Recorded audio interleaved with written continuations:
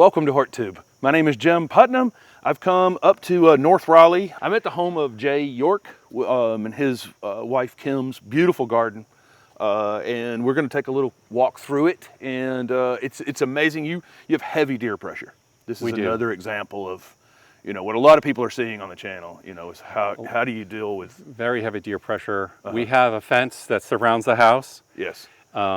We didn't want to put a gate across the driveway. It gets kind of complicated and expensive. Yeah, right. So a lot of the garden is behind the house, but we still have a significant garden in front of the house. And we use a combination of resistant plants, as well as spraying of liquid fence and other repellents. Yeah.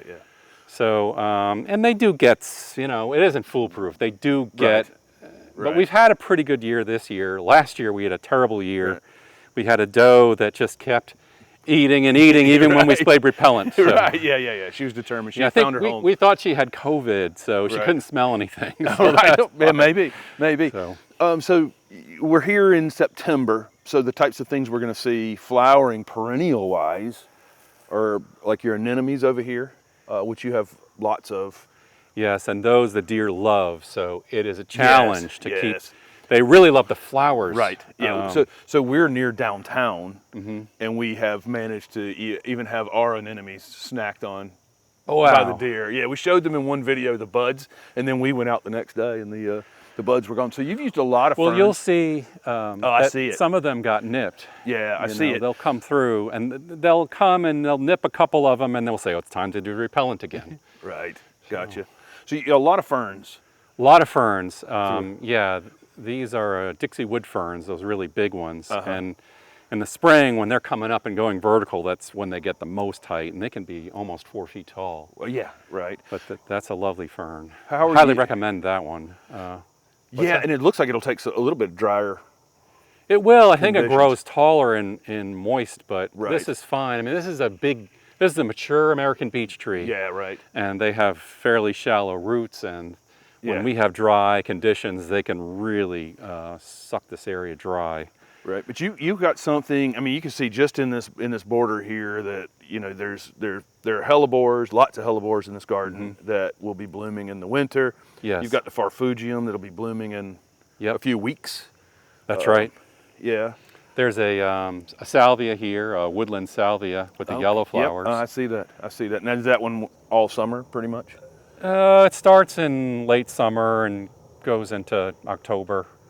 It's pretty good, reliable fall bloomer. How much sun are you getting in this little front border out here? Where we are, at this end, we get almost none, but it's very bright. Okay. So it's very bright indirect light because you have open sky. Right. Down this end, there's a little more direct sun, but it's also drier. Right. So we put plants that like moisture. They're happier at this end, and the ones that make better drainage are better at that end. Right. But we talk about this a lot on the channel because the shade is high and you are getting bright light under here. You've got lantana in there. Yes. You've got loropetalum back there. I mean, things that you would think. Well, you've got a mix of things that you wouldn't think would work together. Right. But when you have bright light and reasonably decent soil and good moisture, you can grow a lot of things together. Right. And a lot of times we're picking them because, like, we put the lantanas in because they're deer resistant. Yeah, very. And then we said, well, how much shade can they take? Well, they don't bloom as heavily as they do. Like, you'll see them in full sun, they're just covered with flowers. But here they make enough, and the butterflies come, and they certainly, with the orange, they look nice with these. These are called Carryopterous blue butterflies. Now they're almost done, but when they bloom together with the lantanas, they do look beautiful. Yeah, and the lantana, because the brighter colors and the dark spaces show up, where people love dark foliage and they love dark flower colors, but you put them in dark spaces and they can disappear. Right. They can disappear a bit. Well, one thing about lantanas, like, even before they're blooming, they're still like good filler. They have a decent looking foliage that tends not to get diseased or chewed up. So, even when they're not in bloom, they're still contributing to the overall scene. And like we say, our favorite color here is green because with a somewhat shady space, you don't always have lots of flowers blooming at all times. Right. You got a lot of camellias here. I see there's a variegated one. Yes, that's one we got at Garden Treasures too. Yeah. Beautiful. Yeah. So yes, this is like the second wave of the garden. So as the deer cleared out the understory, we decided we needed more screening between us and the neighbor. And so I started planting deer-resistant things. Also, there's a lot of osmanthus, Right. and there's distylium, which are somewhat deer-resistant. Right. Yeah. There are some Things that keep their leaves in the wintertime, even that Yes. we consider resistant, become The more vulnerable in the deep part of the winter. Right. Well, that's Yeah. when I get out the deer repellent. And Right. so right around Thanksgiving, when the evergreen stuff just sort of pops out of nowhere, Yeah, and the right. deer are like, let's eat that. Right. That's when I spray them pretty heavily. Yeah. The thing about that time of year is that there's no growth. Right. So, and the deer repellents, they have like a sticker that helps them stay on it. And Yeah. as long as there's not new growth, Right. you're pretty good, but eventually the rain does wash it off. So around Right. mid-January, I repeat, and then that usually will take us into spring. And then they start eating the new growth instead of picking on the Right.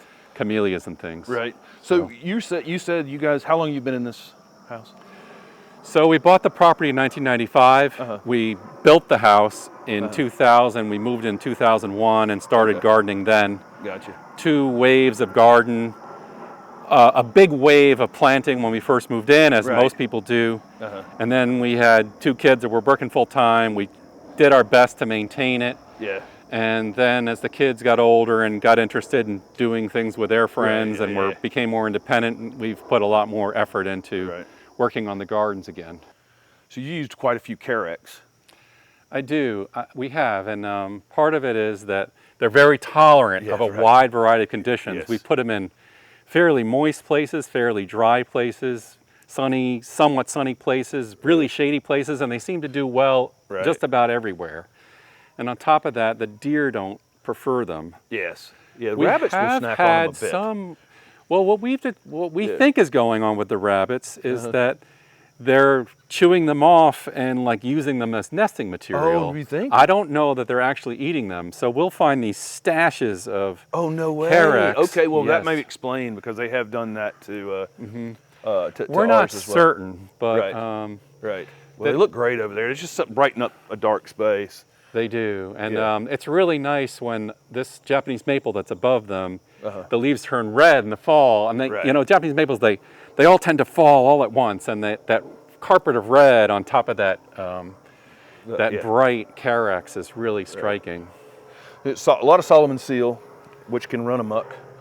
It can. yeah, right. And we've had these in place for a long time. Yeah. We have dug some out and shared them. Yeah.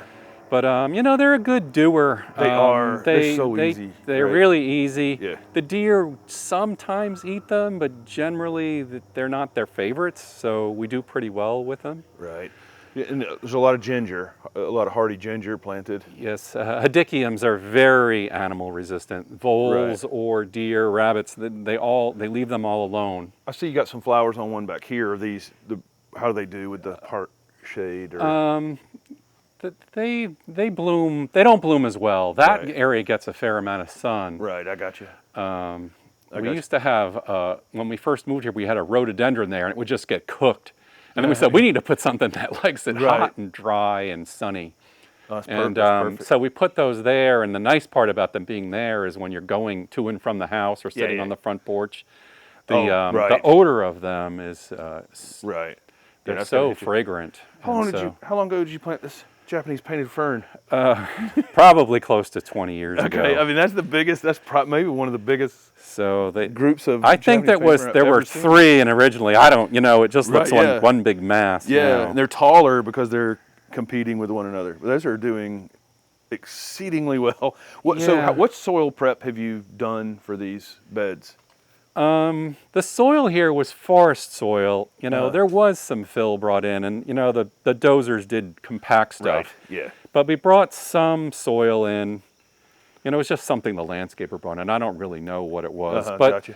then we've been mulching Right, for for so 20 long. years Yeah, straight, and the decay of that mulch All these beds in here are just really rich, dark soil that maintain moisture. Right. That's how my old And property was. 20 years of it, it'll change everything.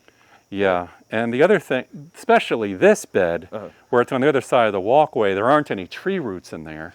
So this bed always stays moist. This is like the last place to dry out. Right. When I'm irrigating, this is the place I irrigate last because it doesn't need it as much. These tropical and tropical looking plants do quite well in your conditions here. We're at the end of summer, so some of your summer flowering perennials are going to sleep, same as ours. Yes. And then there's some other things that you've planned well to have bloom in the fall. Right. And then your tropicals are still looking very fresh. Right. So, yeah, the lobelias and the phlox, they're finishing up. Right. But we've got crinums that bloomed earlier. Yeah. But the foliage still looks good on those. It does. Yeah. And then these taros with the black. The new leaves have a lot of black pigments. Yeah. And then these are all volunteer. Self-seeded yeah, we don't plant. We haven't planted them in like probably 10 years. Right. I knew as soon as I saw them, they had. And they make these mixed colors. They get a little bigger than the ones that you buy at the nursery. They're not. These are super, not super elfin. Anyway. Oh, they're perfect for filling. And then my wife loves caladiums. I see. Yeah. So she plants her caladiums every May. Digs them up towards the end of September or October. Whenever they start declining, we start having some cooler weather, and they go into decline. And before they disappear, she digs them up, dries them out, puts them in coolers and vermiculite in the garage, and then they stay all there all winter. And every year she's got more, and then they just keep going everywhere. So, isn't that amazing? They're beautiful. You got bananas up here on your. Yeah, that's Musa velutina or velutina. Yeah. It's the pink fuzzy banana. Right. They're not edible. They're really dry and seedy. Right. But they're really ornamental. That's one of the most interesting flowers in the world because each of those flowers is an individual banana, which is just kind of really an interesting thing with banana flowers. You know, when you're looking at them, it's like it's already a banana. It just needs something to. We find the hummingbirds are probably the primary pollinators. Because they bloom just before the hummingbirds, before they all depart. A lot of the male hummingbirds will depart a bit earlier, but there's a lot of traveling females coming through and working the feeders as well as the bananas and anything else they can find around here. They love the lobelias. Oh yeah, when they're that's blooming. one of their top of their list. And what's your Japanese maple This here? is a Japanese maple called Siryu. Yeah. We planted it also in 2001. Wow. And I didn't really know what I was getting into. I said it was an upright tree, but it really wants to sprawl and grow down and out. And well, I love the lean to it. I actually I've love had the lean. to prune it to keep it off the walkway and the driveway. And I mostly do that by cutting off anything that's growing down and leaving everything that's growing up and out. Oh yeah. And so you've kind of got this, almost an umbrella. acacia, African savanna sort of look to it. And initially I wasn't sure if I was going to be able to make it work, but a lot of people have seen pictures of it on the internet, and it has a big fan base, so I think it's okay. Yeah, it's a beautiful tree. So this is Tamukiyama. This is Tamukiyama. This was our first Japanese maple. We bought it sometime in the early 90s. We had it in a whiskey barrel at our old house on the deck. Right, yeah. And then, in 2001, we planted it here, and it's forever home. And I put it up here at the top of this slope to give it a little more height, and for two reasons. One, to make it more obvious because you're not looking down at it. Yeah. And then the second part is to allow it to grow downhill. Right, yeah. So if it were on flat ground, these would be touching the ground. Right. But because it's on a slope, it's allowed to grow down the hill and stay off the ground. If you're watching the channel, this is the same one we have in the back garden that I have contorted over the years. So in the spring, it's kind of a bright purplish red. Yeah, right. And this time of year is about as dull as you're going to get because we've had very hot temperatures. Right, and the day length is getting shorter. And the combination of short day length and hot temperatures will make a lot of colored foliage plants fade. Yeah. But You still get good fall color though, don't you? We do get beautiful fall color. Right, I got you. Part of the trick for Japanese maples is that they hold their leaves pretty late. Right. So a lot of these trees, when it's time for them to be coloring up, then a lot more sun than they are at this time of year. So on your bank here, you've got a combination of anemones and what else is going up there? I see Epimedium. Epimediums. This is an evergreen epimedium called Fronleiten, and that's the primary planting. Yes. And these other things does it bloom pretty reliably because the leaves aren't on the trees? It does. Is that about that time? It does, because this is a pretty bright area, even if it doesn't get a lot of sun. And during the winter, when we have cool, cold, sunny conditions, it turns like it gets a nice red wash over it, which I really like. And then I shear it with just like head shears. You know, I just cut all the foliage off in late February, early March. Right before it flowers, so the flowers are and then the flowers come up and they're yellow. Yeah. They're not particularly tall in this species, but they're pretty. And then the leaves come up, and when the leaves come up, they're really neat because they got this really neat red veining with the green leaf. And the combination of that veining with the colors of the Tamukiyama is just beautiful. Right. Do you cut your hellebores back at that same time? We do. And there are a lot of people who cut hellebores like in December, but for me, as long as the foliage looks good, I keep it on there because one, it's photosynthesizing, and two, it's giving us something to look at rather than just mulch. Right. I tend to just do it based on how ratty they kind of look, and these look, you know. Same here. Right. You know, so if we have a bitter cold or a lot of snows that flatten them out and they're just not looking so good, I'll cut them off earlier. Right. Gotcha. But if it's a pretty mild winter, I'll cut them off when I start to see the flowers developing in the middle. Right. The other thing about it is I think by having the leaves on there, it shades the flowers and slows their development so that they don't pop and then we get like some bitter cold that actually damages them. You got a lot of hardy begonias, and like you said, we're coming into the deer protected space and they're quite a bit fuller, right? Right. Thankfully, we don't have to spray repellent on these. The ones outside the fence, we have to, otherwise the deer will eat them. Right. What is this one? This one's just Begonia Grandis, and you can see we have white ones and deep pink and sort of a light pink. And I don't remember where we got them all, but they've all kind of mixed together now. Right. But if you have a spot that's bright light and got reliable moisture, they really do well. What about when do they start flowering for you? Probably in August, and then they overlap with the anemones, which are just about to go. And the anemones were originally that we bought were called September Charm. Okay, yeah. But they have since seeded in, and so we have all these variations on September Charm. Like this is a double one, you know, and that's just spontaneous. We don't breed them. They just drop their seeds where they want to, and so you get really dark forms and bright forms and double forms. And so it's actually more interesting than having just September Charm. Right, yeah. And I love the number of things that you actually have with color this late in the season.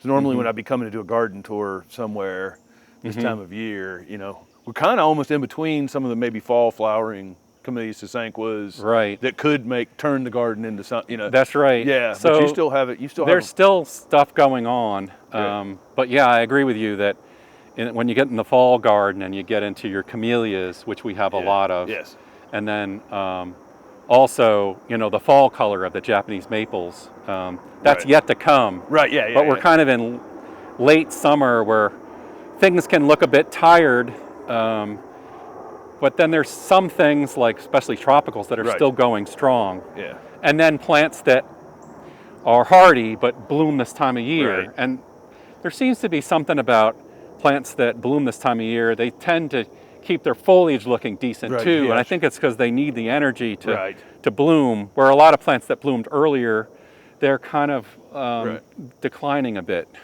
So where are you just finding most of your material? When we said Garden Treasures, we actually Okay. ran into one another at Garden Treasures, That's true. which is in Zebulon, North Carolina. I love Garden Treasures. I Yes. love to see what they have there. Right. It's an amazing place to be because I can find plants there that I don't find anywhere, that I've dreamed of finding. Right. And then I find it and it's a good size and it's reasonably priced. It And is I'm like, yes. oh, this is like a dream come true. Right. And Pat McCracken, who owns it, is the Sunshine Ligustrum and Stellar Ruby introducer.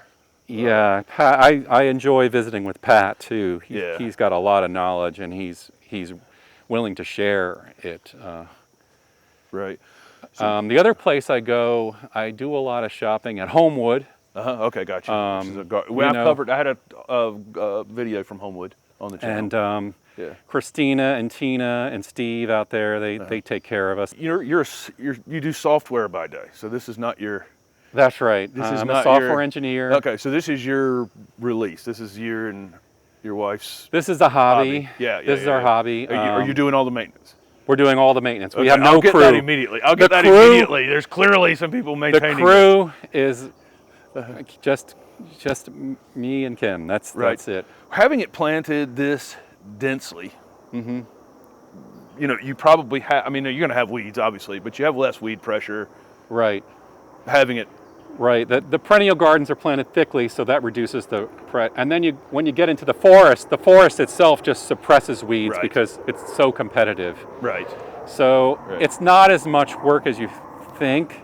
Right. The other thing is that we've been diligent about weeding for 20 years. Right, I gotcha. And so we don't have seed banks full of weed seed. Right.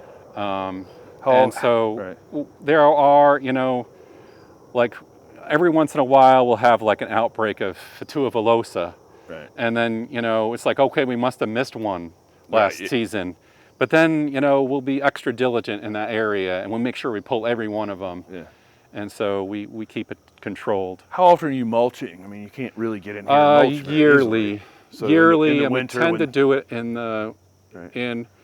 we tend to do it just before where the daffodil bulbs are nosing up. Yes. But they're not so tall that you could damage them by piling mulch on top of them. You have a lot. You want to know where they are so you don't go too thick. Right. Yeah. But if you won't get them too high, then they get fragile, and you got to watch out for them. So we kind of keep an eye on, and then we time it to get a delivery of mulch or a chip drop. Right. Sometimes we use both. both. Sometimes we buy it. Sometimes we get chips dropped. Gotcha. We're not that picky about mulch. You keep the ground covered. Exactly. Yeah, keep the ground we covered. We don't buy the super duper triple shredded. Right. We have a lot of leaves from these trees. Right. And even if we did mulch neatly, the wind blows those leaves around all winter, so everything ends up looking like the forest floor anyway. Even the beds. In the spring, as the stuff's coming up, we'll blow some of that off, to make it look a little neater in the beds by the house. Right. But most of it, we just let the leaves do their thing. Nice. So you got quite a cliff here. You got a lot of space, and you've got this big drop off into the back, and then separating the lawn, going in both directions. Right. Yeah. The front yard's fairly flat. Yeah. But the backyard, we have a gentle slope. It gets steeper and steeper and steeper, and then it drops off as a literal cliff. As a literal cliff. I've been to the cliffs. It's a bluff, and then there's a short bit of beach, and then there's Upper Barton Creek. Right. And we bought the place. We were looking for a place. We wanted to move to the mountains in North Carolina, but we couldn't. This was back in the 90s. There was no work from home stuff. Right. Yeah. Right. So you had to find a job locally. Yeah. Right. In order to work there. And Raleigh's a place for that. And so Raleigh was a good place. So we were happy with the job situation here, but we wanted a place in the mountains. And somebody told us about this. It was a friend of ours, a neighbor, who told us about this lot and said, "You ought to look at it." And so we looked, and the back of it, we haven't visited there yet, but the back of it looks very much like the mountains with big builders and steep slopes and moss and ferns. And we said we could do this. And the nice part is this forest actually keeps us pretty cool. Right. And so we're about 10 degrees cooler than most places in Raleigh Yes, yeah. on a hot summer day. Yeah, So yeah. we sort of have the mountains Yeah. with, We get with the that. terrain as well as the cool weather. We get that in the neighborhood. We'll be walking through the neighborhood and you go under one of these 90-year-old oak trees. And the temperature drops 10 degrees. This is one That's right. tree. That's right. You know, what the value of trees is, I know.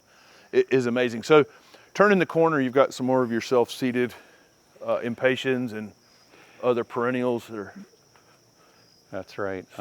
Phlox is done, but there's more of these elephant ears and caladiums that my wife plants everywhere. And Terenia, Terenia, that's a good little annual that blooms all summer. it is. It's you got the perfect place for it back here too. They like moisture and bright light, but not too much sun.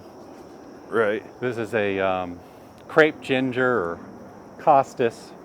It's the spiral. Yeah. When it first came up in the spring, it was spiral, and then these flowering stems are less spirally, but you still see the arrangement of the leaves is spiraling around the stem, but the stem itself is fairly straight. You've got a lot of native perennials in here too. We have a lot of native plants in general here, Right, and you know, all of the larger trees are native. Right. They're all they just grew here. yeah, So we have a lot of big hickories and beeches and white oak, as well as northern red oak and black oak are the primary species. And then there's a whole different set of trees on the floodplain. In an understory with a lot of dogwoods and... Yeah, most of the dogwoods back here, they're all volunteers. Right. We'll get around here and see this magnolia in a minute. That's one of our native magnolias. What's your big weeping tree here? The weeping tree is a weeping katsura, and we planted it when we moved into the house in 2001. Right. And it loves it there. Its root run is shaded by the deck. It's also somewhat sheltered by the house. Right. So it gets a lot of bright light, but it doesn't get baked on. It's got its own, it's claiming a big area for, you can't grow anything under it. No, it's solid roots under there, isn't it?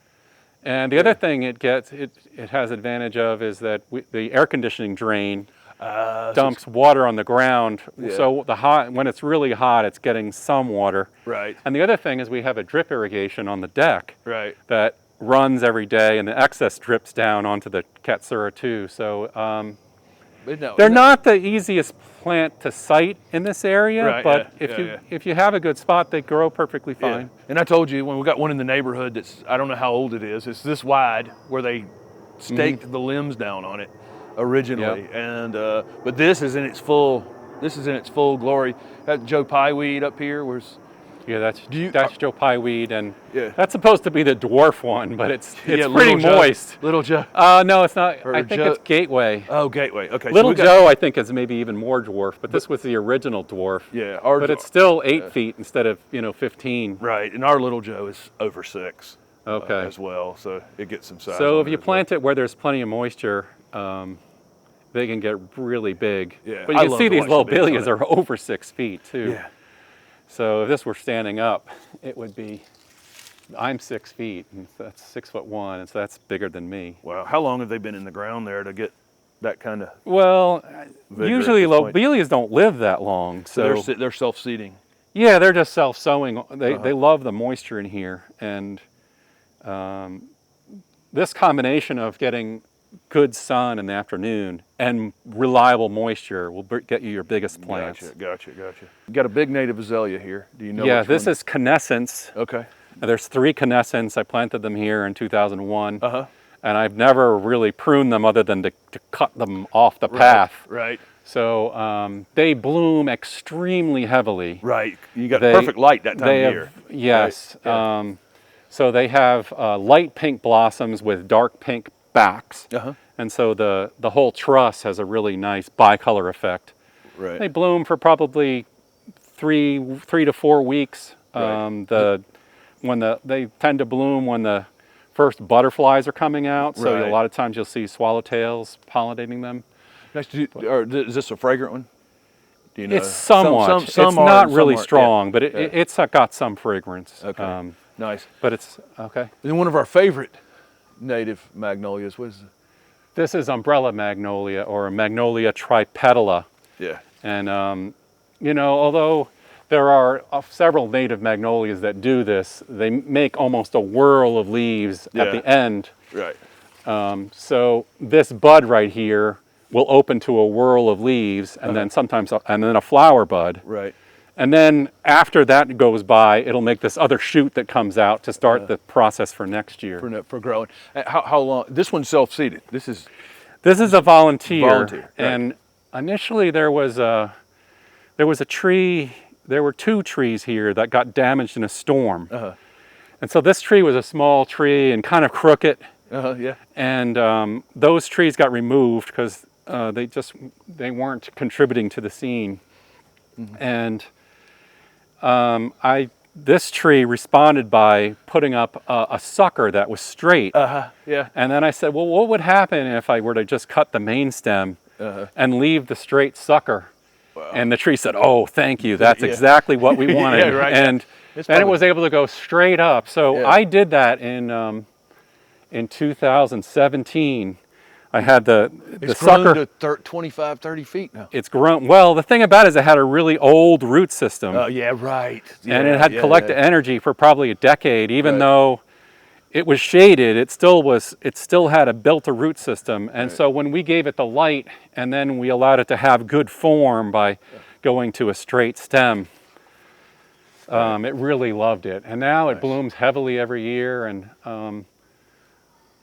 the flowers don't last very long, so I can't even say that they're like even close to the main appeal of the tree. Yeah. I don't know. It's most definitely of it is the big leaves. It's definitely this. This is tropical-looking thing that you find in the forest occasionally. I also love this open habit, you know, because the leaves are so big, it has to space everything out to fit it all. Yeah. So it's sort of, you can kind of look through it, which is interesting. Right. So the other thing you can have inside the deer fence is hosta.